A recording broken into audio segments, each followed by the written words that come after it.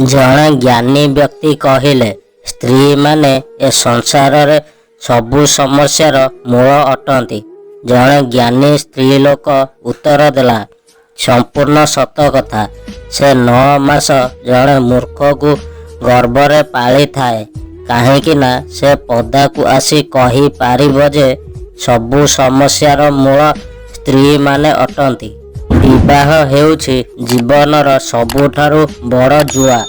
ଜୀବନ ସାଥୀ ଭଲ ହେଲେ ଜୀବନଟା ସ୍ୱର୍ଗ, ଆଉ ଜୀବନ ସାଥୀ ଖରାପ ହେଲେ ଜୀବନଟା ନର୍କ।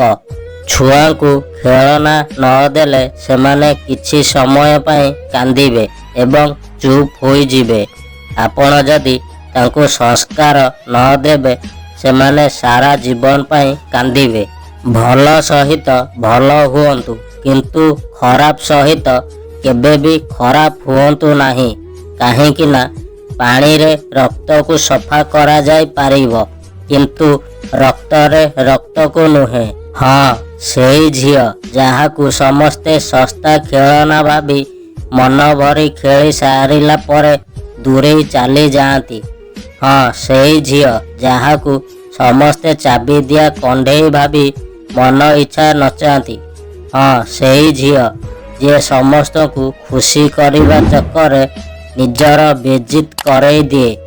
ହଁ, ସେଇ ଝିଅ ଯିଏ ସକାଳ ହେଲେ ସମସ୍ତଙ୍କ ସାମ୍ନାରେ ମିଛ ହସ ହସି ରାତି ସାରା ଆଖିରୁ ଲୁହ ଝରାଇଥାଏ। ହଁ, ସେଇ ହତଭାଗିନୀ ଝିଅ ଯାହା ଭାଗ୍ୟରେ ଖୁସି ହେଲା ଭଳି କିଛି ବି ନାହିଁ।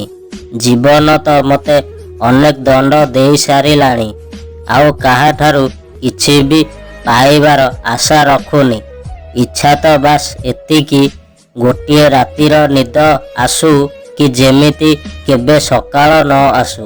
ଯଦି କେହି ତୁମକୁ ପ୍ରଶଂସା କରେ ଶୀଘ୍ର ଖୁସି ହୁଅନ୍ତୁ ନାହିଁ, କାରଣ ମନେ ରଖ ପ୍ରଶଂସାର ପୋଲ ତଳେ ସ୍ୱାର୍ଥର ନଦୀ ବହୁଥାଏ।